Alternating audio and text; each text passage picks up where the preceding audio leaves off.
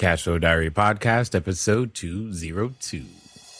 Welcome to yet another exciting episode of the Cashflow Diary Podcast, the podcast that teaches you insider tips, tactics, and strategies for creating leverage streams of cash flow into your life. Learn from top-performing entrepreneurs, business owners, investors, and thought leaders from across the globe as they share their secrets to success.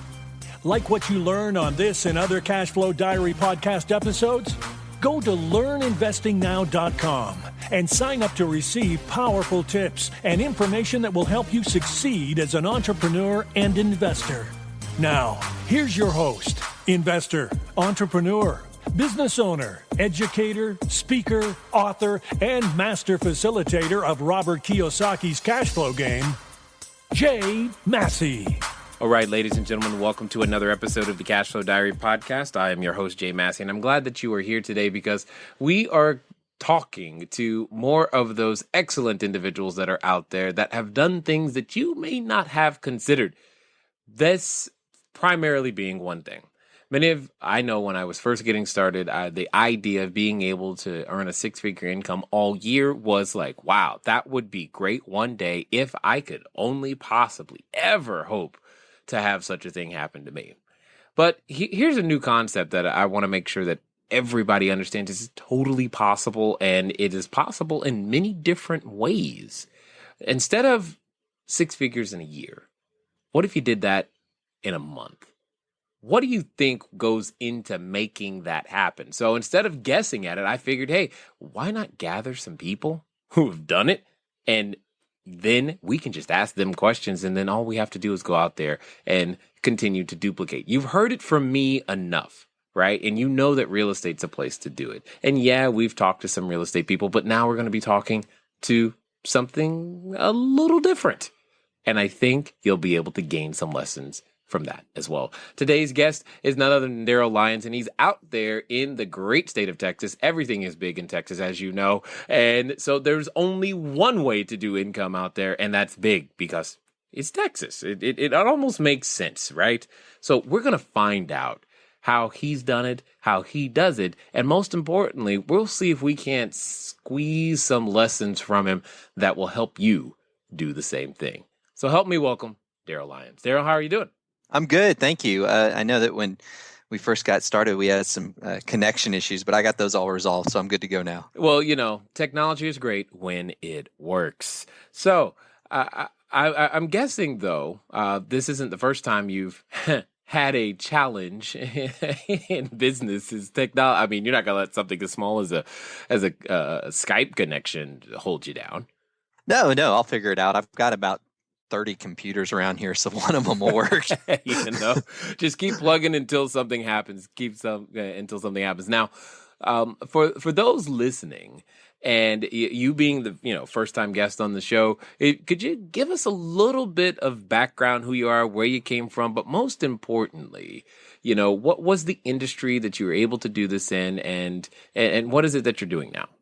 Yeah, I'd love to share that story briefly. And I do want to encourage your listeners, if they haven't seen your story on your website, they need to go see it. It was powerful. So if I do half as good a job as you did, then I'm in good shape. But I started out really without money, and we grew up struggling financially. So that could have been a part of the motivation to hustle and to earn a living, is just so you don't digress back into a trailer park in a small town called Castroville, Texas. So, I would say initially the motivation was just fear-driven. But once you start to figure things out, you start to figure out there's some ways to improve your skill sets, and then there's also some things you learn along the way, both by trial and error. And so what I did is to understand money as I started out in the financial services industry, but I was not one to just default into the industry. I was very focused, even at the age of 18, to be in the financial services industry because I wanted to understand money.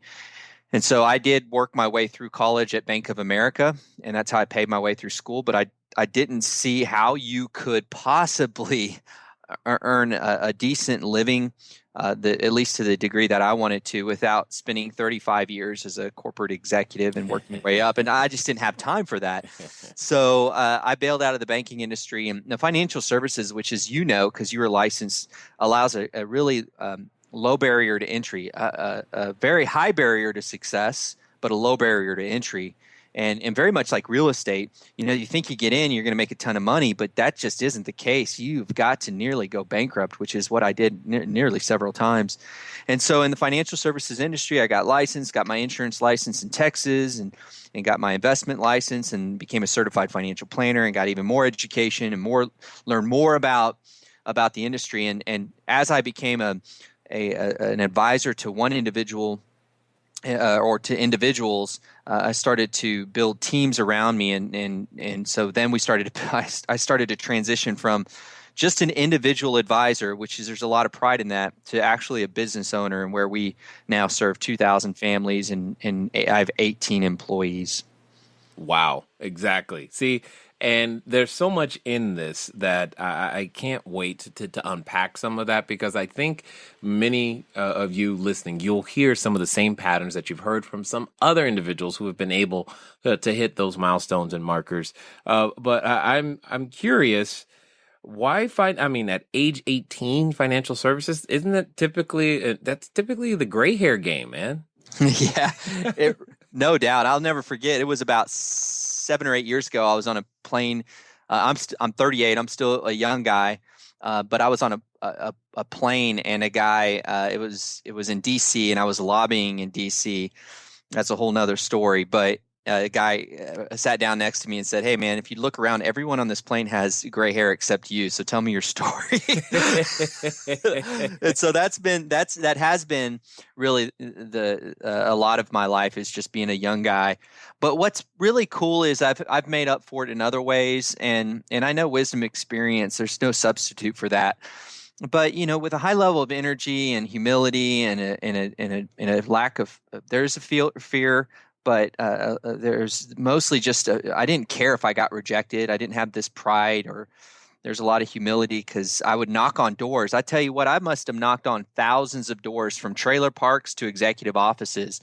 And I don't think senior people with silver hair who were driving nice cars were willing to do that kind of stuff. But I was able to put myself in a very low place and just get lucky. I mean, I think in San Antonio, where I'm from, there's over 1 million people. If you put a note and tape it to the tail end of a dog and say, "I'm selling something, will you buy it from me?" And I think eventually somebody would buy. And that was my attitude. Is I said, if I'm not good yet, I knew I wasn't good. I said, if I'm not good yet, I'm just going to be lucky. And so I would just go around and play the odds and knock on enough doors. And eventually I got lucky. I got lucky a handful of times. And then when I got lucky, I'd ask for those people, "Hey, do you know anybody else that you can refer me to?" And that's how I built it. Well, and I think that says a lot about the work ethic, and there's a concept that we often talk about, is failing fast, failing forward, and failing frequently. And it sounds like you weren't afraid to do that. So where would you think that comes from? I think that I didn't have anything to lose. I mean, what was I going to go back to the trailer park? It wasn't that bad, really. Right, and so with nothing to lose, I was hustling. And I know your audience is in a different place in terms of, they do have things to lose. And so there's different context there. But if I could be transparent and honest, it was just because I felt I didn't have anything to lose. The other thing was, I didn't see, I kind of look at a lot of decisions that I make in terms of risk reward profile. And that's just how I've been trained. Mm-hmm. So I felt the risk of pressing on and making mistakes was worth the reward. And I felt the risk of being complacent and of comfortable. I thought there was a high degree of risk there, and the reward wasn't that great. Does that make sense? Oh, it makes perfect sense to me. I mean, I can't tell you how many times people feel like, hey, I'll just keep my money in cash, and that's clearly safer. And I'm like, compared to what? Exactly. So let's Let's unpack this a bit, though. You mentioned you started at 18. You're 38 now, so that's a 20 years difference. So as far as the concept of being an overnight success, does it take 20 years? Yeah, I mean, gosh, for me, maybe because I make a bunch of dumb mistakes, but uh, yeah, I certainly have seen people make it faster, and you know what? I've passed up all those people. And I say that sounds arrogant, but I've seen a lot of people who made it much faster than me that are no longer around or struggling, and I don't know. There's something to be said about that crock pot approach to business where you just have this you're just taking your time, and many people, they make that first 100 grand or whatever that money is, and then they quickly adjust their lifestyle to that. I would take that money anytime I made money. I would typically reinvest much of it, almost to where my standard of living was really just odd. Even today, I'll tell you, I can afford a lot of stuff, but I drive a car that's literally worth $5,000, and so yeah, I can afford it. But why? I don't like to buy things that go down, and so if it still runs, I'm good. And I think that's been my attitude for years, is that I've always reinvested back and never made this complacency lifestyle, and ultimately get to the point where I'm comfortable, because I always feel that that's always a conflict, is my comfort versus growth. Was always, if I was comfortable, that means I wasn't growing. So I've always had a little degree of discomfort there. When you're from Texas, you're not allowed to mention crock pots and me suddenly not think about food. Yeah, exactly. That's just not fair, man. You're just like crock pot and food. Now I'm like all distracted, started thinking about barbecue and just all this other stuff. So I'm trying to be focused here, but I want to continue on this crock pot analogy, because I think there's something there. I mean, in today's day and age, I mean, if you look on TechCrunch, you look on websites and blogs, you hear these stories of, individuals who at a very, very young age end up doing something very, very significant. And it feels like, and it can feel like the idea can be, well, I'm going to start something, and in 6 months from now, this is where we're going to be, and I'm going to this and this, that, and the other. But you're putting forth a concept that's kind of contrary to that. Well, I'm of the generation when I graduated. When I was an undergrad, I was .com guy. I 95 to 99, and I was in undergrad. I was giving advice to MBA students on how to invest their money, and I was in the crux of all that. Many people around me were .comers. I had one company that I graduated from St. Mary's University. There's another school right around the corner called Trinity. The kids there, we came out. I started my financial services industry. I was talking to somebody, trying to pitch them to invest with me. These three guys said no.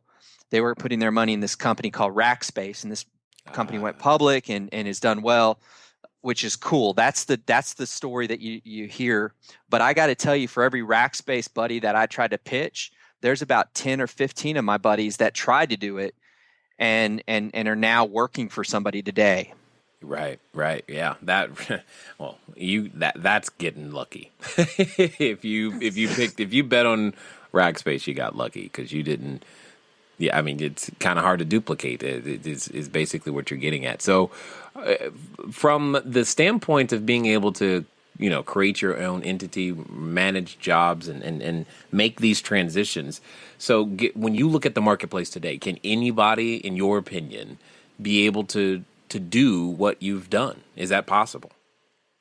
Yeah, certainly. I think we really got to get that crock pot mentality and just recognize this is a long road, and not use people as transactions, but as relationships long term. So not try to milk every single dollar out of that person, but rather try to bring value and recognize them for who they are as a person.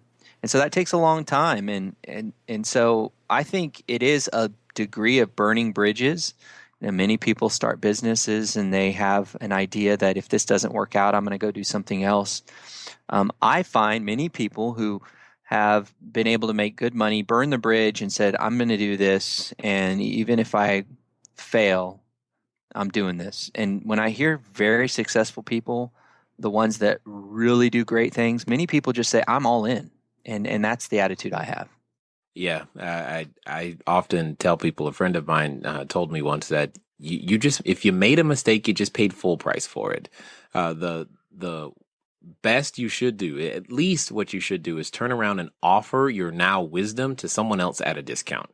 And I think there's a lot of wisdom in doing that, because you've just learned from the mistake. You'll never make that one again, and you'll make a different one.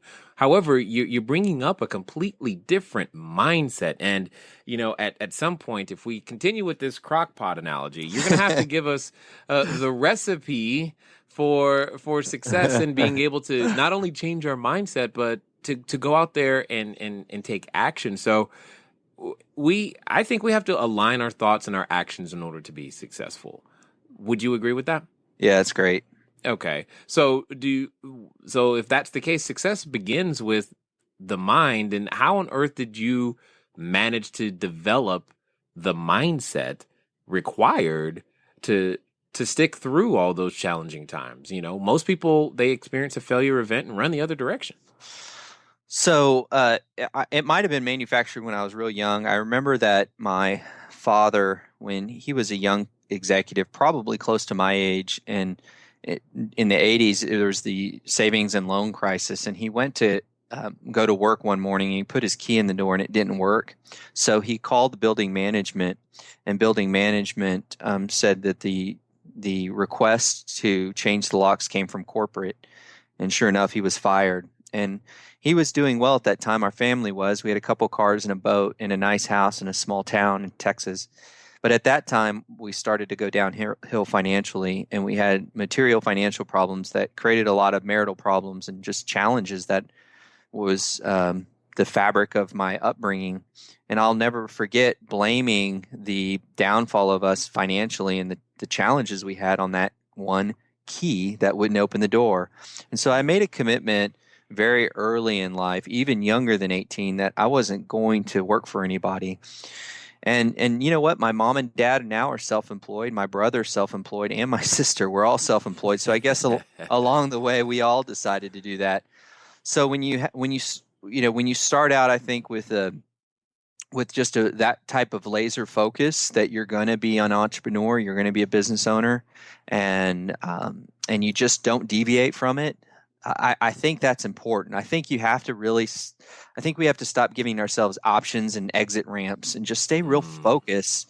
I was talking with a guy who runs a tomato plant and very successful, 7,000 employees. And he said he'd rather fail at this than do anything else. And so he's focused, just despite the weather, despite the currency wars that he faces with plants in Mexico and plants in the U.S. He said very clearly, I'm going to fail doing this. He didn't say, you know what, I'm going to give it my best shot, and if not, I can be a consultant. Or, hey, I'm going to give it my best shot, and if not, I'll get a job in an executive position over at Lowe's or something. No, he said, I'm going to fail at this. He didn't say I'm going to fail at this. He said, I'm going to do whatever I can to make it successful, but if I fail at this, I'd rather fail at this than succeed at anything else. And that was my attitude as well. As I was going to, I didn't care. I was going to fail as an entrepreneur, and that I would rather do that than work as a bank teller or even an executive or management position at a bank. That just wasn't attractive to me.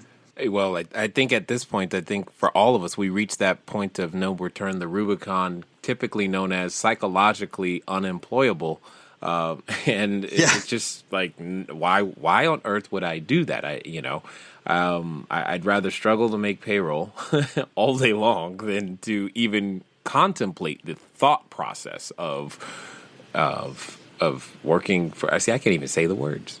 It just doesn't even come out of my mouth. It's like, what do you mean, work for someone else? It seems so against the grain now.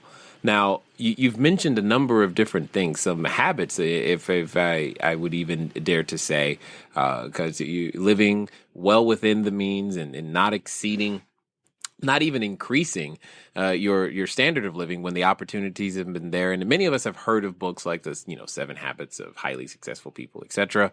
And I'm just going to take a stab and say that you've got some habits that are daily that you do or frequent that you do that have helped you to be the man that you are today. So share with us some of those, if you will, secret ingredients that we can put in our own crock pot to be able to go out there and replicate some of the things that you've been able to do. Yeah, so there's a lot of habits that have been developed. I do sleep well. I will tell you that's been important. I read a book called Power Sleep, and that changed the way I was thinking about it. Okay. So I do sleep 8 hours. It's important to me. And if I don't, then I have a sleep deficit that needs to be made up on the weekend or another time. I do work out regularly, and my workouts vary. It depends on my body, but I've done everything from marathons to long cycling rides to right now it's Krav Maga, which is Israeli martial arts.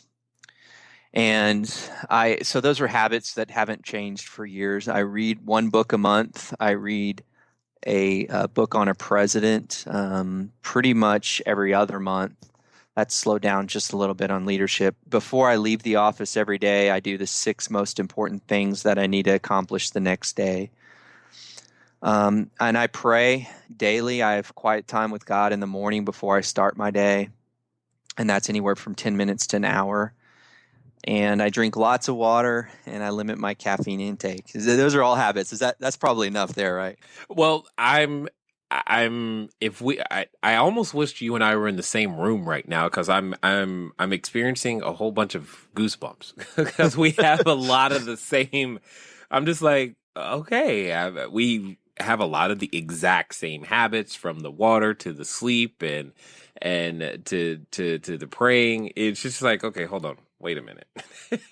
Well, what's cool is that, even your story, Jay, my wife had a miscarriage that was a critical change in my life. And so I really align with a lot what you said. So we're just brothers from another mother, I guess. Clearly, but so does your wife use the crock pot? I'm sorry, I'm just stuck. I am really stuck on this crock pot thing, because you said Texas and crock pot, and I just started thinking about food. So here's how crock pots will work. So we're coming into the fall, and so we have to, we don't have to go to church. We go to church on Sunday. So we're going to do crock pots before church, so we can come back and watch football, and there's food ready to go, and everyone can enjoy the game. Yeah, well, your Texas football is like mandatory, right? If it's part of this, citizenship in that state.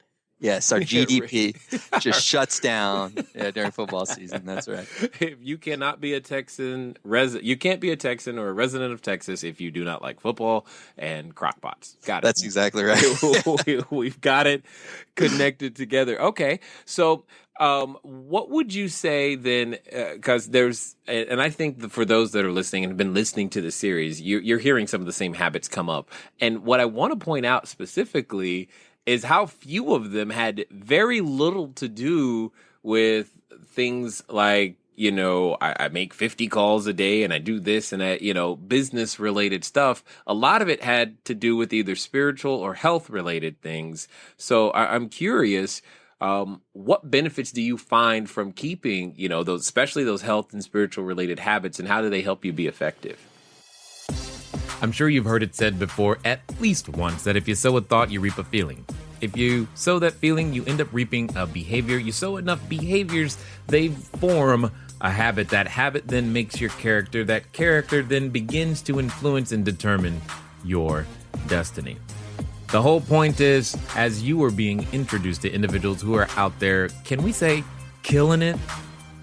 Listen to how they think, their emotions, their habits, and we're definitely going to want to pick some of those up and add them to your repertoire, because at the end of the day, if you can do some of these basic things, you do have a shot at numbers like you've heard thus far.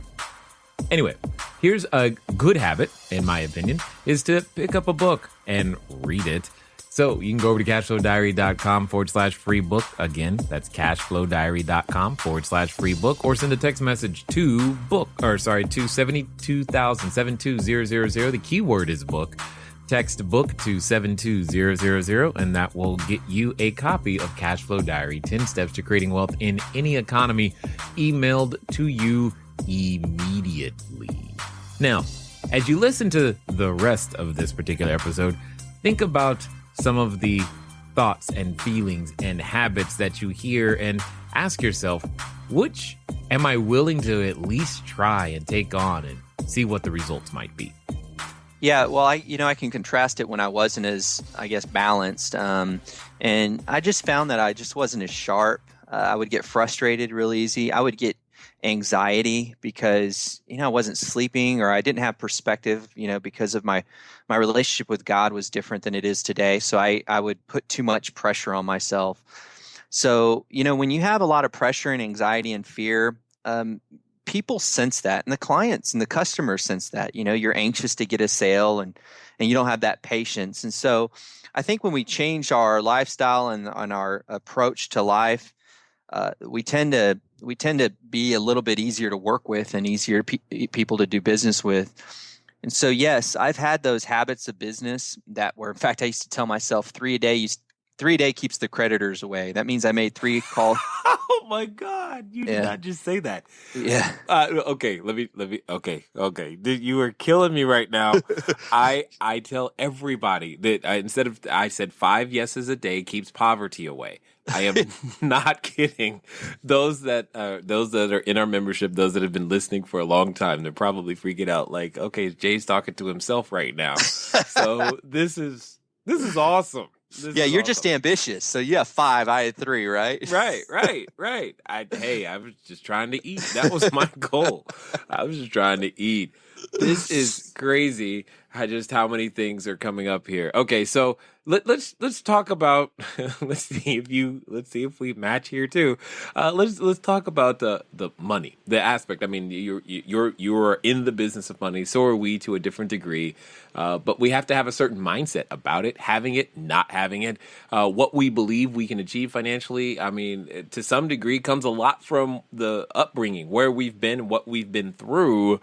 So what are your feelings about the word money? And did you have any challenges with thoughts about money, positive or negative, having it, enjoying it, etc.? What does money mean to you? Such a good question, and really an hour worth of conversation. But I'll make a few key points that I think will resonate with your audience. First of all, I've been with and without. I'd rather be with than without. I think it's easy to say. I didn't like not having money, and I like having the ability to buy things now, which is nice. I always told myself I wanted to at least afford school supplies for my kids. That was kind of my goal in life. Right. And so it's nice. School's coming around the corner, and I'm not worried about that, thank God. But I've been to the pawn shop before, and that's no fun. I pawned some things that I shouldn't have pawned, and I get them back, but boy, that's just a humbling experience, and an expensive one for that matter. And then today, I still want to make sure that I pay people a fair wage. So I have guidelines on my compensation, so the people that are serving me in the community, they're paid fairly. I don't want to. In fact, I just had this last week. One of my clients who owns a company, one of her employees quit.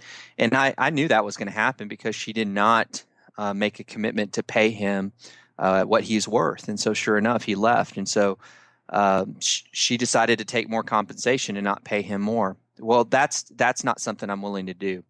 But I think the most important thing that I want to mention is it was about 8 years ago when I was completely broke. I went to I was in the financial services industry, still am, of course, and it's very difficult to be broke when you're in the financial services industry. Imagine giving people advice when you're broke. Right. It's not easy. But at the time, because we could only afford one car, my wife used to pick me up and drop me off, and we did that for about a year. But I went to the office, and I was going to hustle my way out of our financial mess, and it was at 4 o'clock in the morning, but my key to the door didn't work. And so I'm having flashbacks of my father. And what had happened was I left the key at the house because they were on separate key rings. But I remember getting in the car, and rather than going back and getting it, I was just going to wait for somebody to open the building. But I sat there and I had a conversation with God. And I know not everyone will understand this, but for me, it wasn't like an audible thing with a guy in the sky or anything like that. But in that commitment, in that dialogue, I made a commitment to give the first fruits of everything I made. And I didn't like say, hey, God, I'm going to give you money, and if you do, you are going to make me successful. It wasn't an agreement. It was just, I trust you in this moment. And despite the circumstances, I'm just going to prove that I trust you. And so I made a commitment when I was broke to give, and I've made that commitment ever since. And so what I've also identified is that because I'm very active in the way I give, and I'm systematic about it, even when cash flows are up and down. I've also talked with a lot of people that do give and give their first fruits, not the leftovers, but as a testament of trust. It creates a different attitude with money, and so I've noticed working with thousands of families on their finances. I've noticed that people who have that commitment to give tend to be happier with their money. Yeah. Yes, brother from another mother. Again, I mean, but one of the things that I think was interesting is the decision to, and I call it putting myself on financial restriction. So I limit the amount of money I receive as well. And I have a very, very relatively, in my opinion, small amount that I can spend my own way. And the rest just goes where it needs to go. And it goes back into the company in various different forms to help it grow and continue to provide quality service, etc. And some of these things are, I guess they're just universal. They're just what's required, because it's one thing to, and I've told people this, and I'd love to hear your thoughts. I think it's one thing to say, yeah, I'm financially disciplined when you've got no money. It's another to say that you are when you actually have the options and choice of what to do with your time and or money. It is. In fact, what I've had to do today, because I enjoy giving. I actually put a ministry committee in my office to put constraints on my giving from a business perspective, because any charity golf tournament that helps kids that are hurting or hungry, I would do it to the degree that we'd go broke. So I still have to put constraints on my professional finances. I do work on a strict budget, and then personal, we still do Dave Ramsey envelopes. So even today, and so yeah, I think there's still a degree of that emotional money thing. I have to be careful about that. My wife, on the other hand, though, my wife will tell me sometimes you need to buy new shoes. You've got holes in your shoes, Darryl. You can afford new shoes. You need to buy new shoes. And so I do have suits I still wear that are 11 or 12 years old. So there's still some challenges I have with money in terms of not only spending too much in certain areas, but also spending too little in others. I'm just going to say that I'm wearing a T-shirt I got for free, and I got a pair of new shoes last week, finally. That's all I'm going to say right now. And I'll let you draw the rest of your conclusions from that point. So through this process, getting to any sort of revenue or any sort of income that's substantial requires, I think, to some degree, casting that vision, putting it out there. So I'm going to just assume that you set goals and you work towards them in some way, shape, or form. Have you reached all the goals that you've been after so far? Yeah, I got to say yes, and it's a little humbling because I don't know how, and I know it's God, but that's prosperity theology, meaning that I'm going to say I'm going to put down a goal and God's going to help me get to that goal because it's important to me, it's important to God, and that's life just doesn't work that way.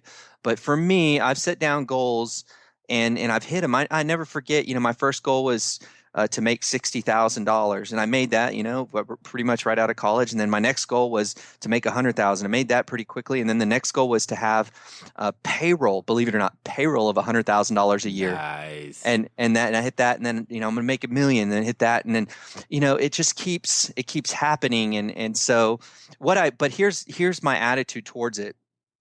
I keep hitting these goals, and I feel. And I'm constantly in prayer because I don't want to be out. And I this is not to be a sermon. This is just who I am. But I feel like if I'm growing personally and professionally, that God must want to use me in some way. So I want to really honor Him if I'm on that path.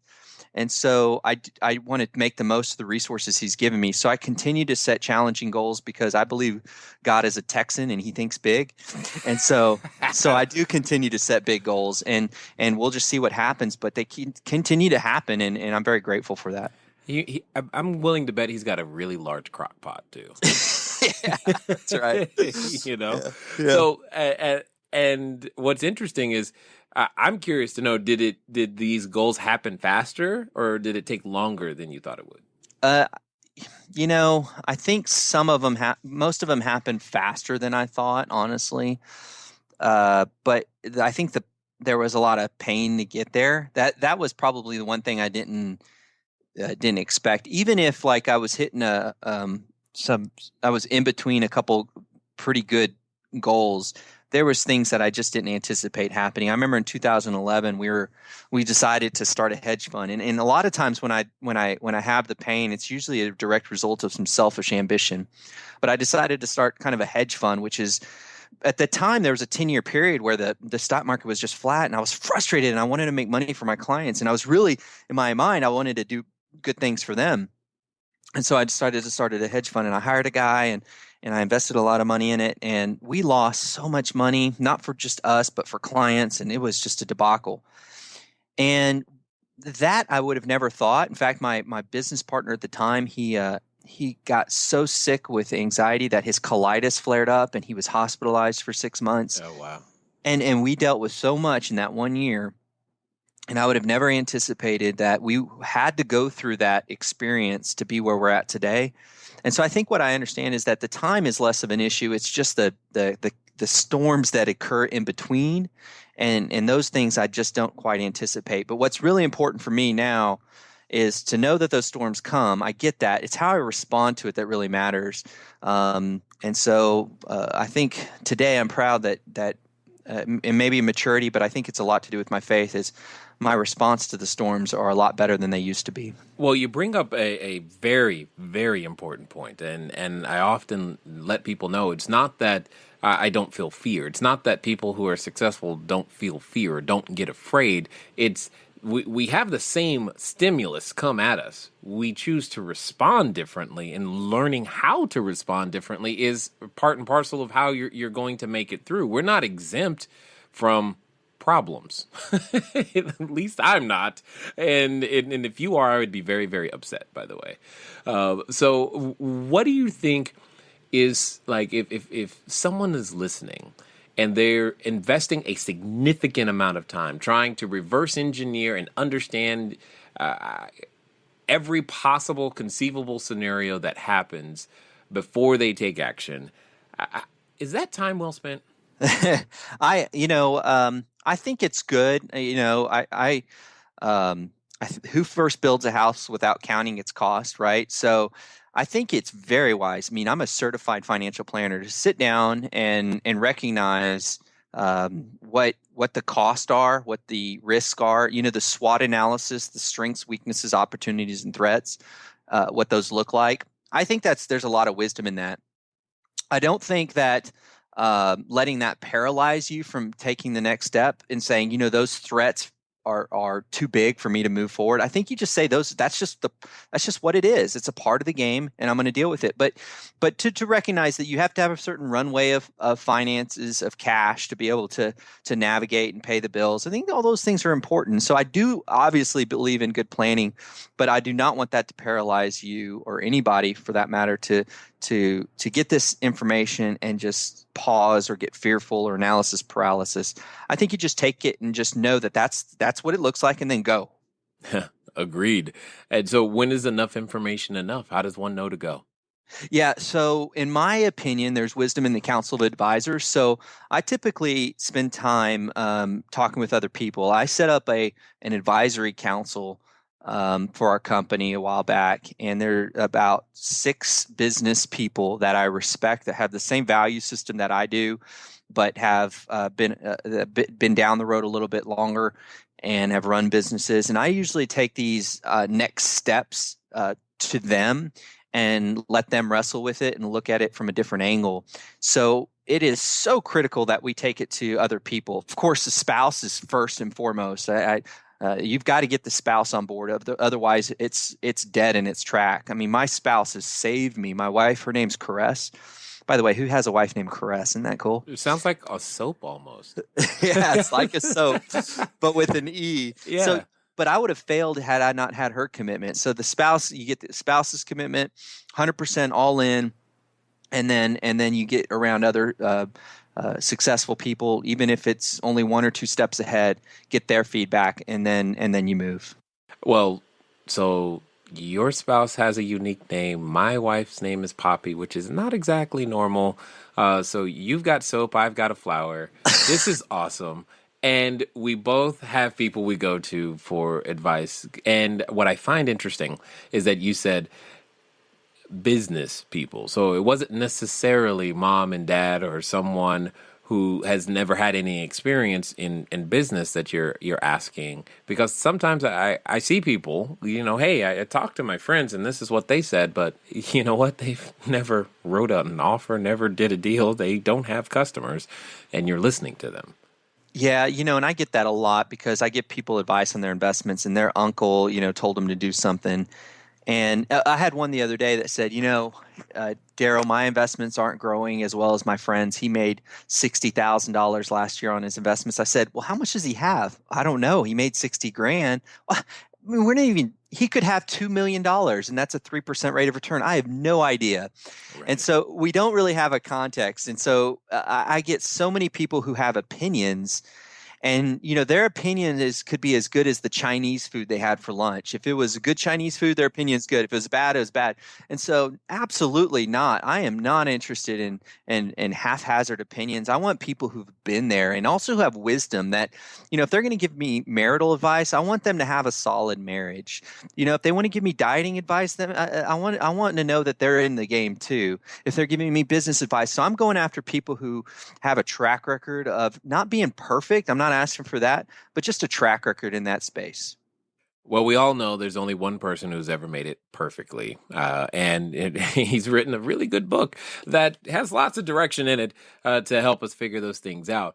However, speaking of imperfections, I'm going to assume that you haven't always batted 1,000. I'm assuming there's at least one decision you're like, oh my God. And you've been gifted what we often call significant opportunities for deep learning and introspection, also typically known as a mistake. So my question to you is, would you say that that's a necessary part of a journey? Can they be avoided? What does one do when they realize one of these failure events? Yeah, so the failure events are necessary, and obviously John Maxwell wrote the book Failing Forward, and that's such a good book that just the title alone, you don't even have to. I mean, the book's good, but just memorize the title, and it's and everyone repeats that failing forward. But yeah, it's kind of a part of it, and I tell my kids, I have 4 kids, and if I told them life happens to you, and I stop, and they'll all respond. It's how you respond that matters. That they know that's a truth. Mm-hmm. So we know life is going to happen, and it's really how we respond that matters. And so who is I don't want to get in preaching, but for me, who is the resource that I'm going to go to? And of course, it's God in that circumstance. And then how I treat other people in that environment. For example, if I have a vendor that messes up and it has a material impact on my business, I'm going to shoot him straight and tell him he messed up. But I'm also not going to attack him like negative generalizations and attack him as a person. So I really think that we know that happens, that those mistakes happen, but we have to take a preemptive strike on those things and measure ourselves up as a person and say, we know those things are going to happen. And rather than being in the heat of the battle, I need principles and resources that I use when those things happen. And so we're kind of always in training, preparing for those failure events. And so when we get around people, we're the average of the 5 people that we spend the most time with. When we read books, when we're rested, we're kind of setting ourselves up as a preemptive strike for that chaos that's just right around the corner. We've got it coming around the corner. It's going to come. It's how we respond that really matters. Agreed. 100%. I mean, the opportunities can be won or lost, and even new opportunities can be created from some of those events that you might not have considered before. But hey, Darryl, I just want you to take a guess at how many kids I have too. You have 4 kids. Sweet. Yes. Love it. Yeah. This is getting pretty weird, but that's all right. So pretty soon people are going to think that I'm just going to be exactly like Darryl and Jay, because clearly that's what it's going to take. Well, I guess there's some truth to that, and 4 kids is part of it. I don't know. You're not 6 foot 185 good looking guy, are you? 6'4", and 195 to 200 202 depending on the day, but depending on the crock pot, right? Right, exactly. If Caress made something great, then maybe I'm a little bit heavier. Who knows? This is really interesting. Now, I will tell you that my wife was an excellent all-state volleyball player. No, I'm not joking. Okay. My wife is in the Hall of Fame for volleyball and track at her college. Nice. I'm not kidding. This is crazy. All right. So who knew? So see, now they really know the inside of what it's going to take. You need a spouse that plays volleyball. You got to have 4 kids. I mean, hey, if we're breaking down, if you want to get to that 100K in 30 days, this is what it's going to take. Obviously. Who knew? That's great. That I think it's just pretty interesting. That just the number of things that are the same. So with all of these things that have happened and transpired for yourself and your business, I mean, I know I love creating jobs, love the idea when you increasing payroll and et cetera. And I can remember when I started paying people more than I used to make in the corporate world. And I was like, when did that happen? When did I become that guy? What have been some of the mindset shifts, the challenges, the things that you were just like, why? Like, do you ever step back and just go, wow, this is like my life? Yeah, all the time. Day before yesterday. So yesterday I went to Schlitterbahn with my kids and spent all day. So in the middle of the week, we went to Schlitterbahn, biggest water park in the world, right up the road from San Antonio. And I took my kids there and I just blew out Wednesday and we opened the park at 10 and closed it at 8. I mean, I'm exhausted today. But the day before that, I was in one of those pinch me kind of things. I was asked to be a keynote speaker at a luncheon, 150 business people. I did the presentation. Apparently I did great because when I'm done, I have books. My book's Small Business, Big Pressure. And so I'm sitting there with a stack of books and the line's out the door. I couldn't get to everyone. I'm signing autographs, doing that author thing. And I'm done. I'm like, holy cow, did that just happen? And so that was absolutely crazy. I told my wife, I go, this is just nuts. I mean, do they know who I am? I mean, I'm just, right. I'm just a normal guy like anybody else, but certainly have a passion to helping others through business. And I think they saw that when I was on stage. These moments happen all the time. And the reason I think it's important for me in particular to say, man, this is just amazing is because I think in the essence of that appreciation of those crazy things that you would never think would happen. I think there's humility in that. I think when I get to the point saying, yeah, this is me, I deserve this, and kind of walk with a limp a little bit. I think in that moment, I think I'm done. I think I'm toast. I think that's the point where pride takes over. And that's in my experience been one of the falls of any great men. And so I really appreciate that. I appreciate those moments. And when I don't appreciate those moments, I need to be concerned. Indeed. I get you 100%. And I'm sure at this point, there's a few more people who might actually want a copy of that book or track you down in some way, shape, or form. So for those that are listening, tell us how we can find out more about you, what you're doing, maybe even pick up a copy of the book. Yeah. So, what's the good news and bad news is my book launched and it had a successful self-publishing launch that it actually stopped distribution, got picked up by a New York publisher. It'll be relaunched in January 2016. But in the meantime, if somebody wants an ebook that I did, which is really good through a lot of research, it's 30 small business startup mistakes. They can get it on my website, and that's smallbusinessbigpressure.com, and they put in /mistakes. The ebook costs money, but if they put in a code for your audience, it's cash flow. They'll get it for free. I like that code. That's for sure.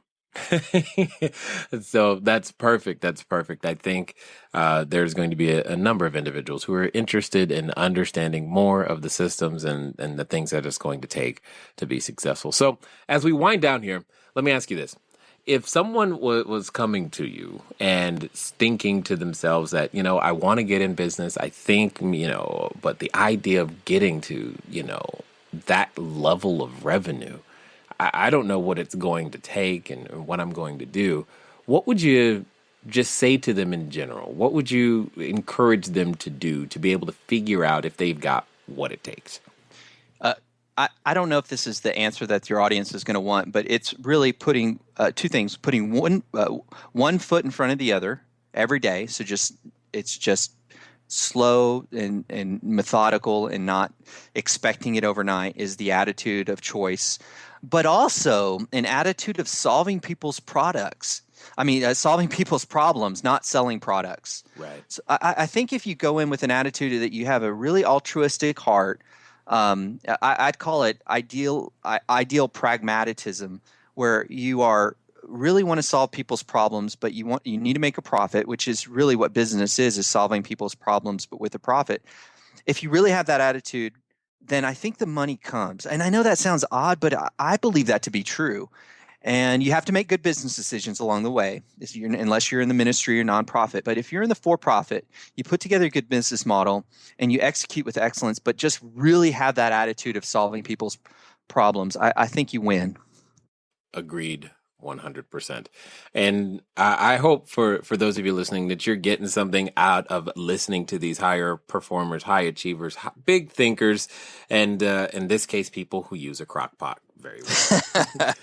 Darryl, I just want to say thank you, honestly, for just taking the time to be able to invest, your information, your knowledge, and your understanding here with us at the Cashflow Diary. Oh, my pleasure. I had fun. All right, ladies and gentlemen, you know what time it is. It's time for you to move at the speed of instruction. I can tell you something that I'm going to do. There's a book out there that he mentioned called Power Sleep. I know I've been tracking my sleep. It's something that I do. I like to make sure I get a number of good cycles in, etc. every night. And I've got this neat little alarm clock that wakes me up at the perfect time in my sleep cycle, which works very, very well. So I'm kind of interested to find out more. I know that that's something I'm going to do, and I'm sure you heard something in general as well that you can do. Well, when should you do it? The answer is now o'clock. So go make it happen. It's been fun talking to you today. I look forward to talking to you soon. Until next time.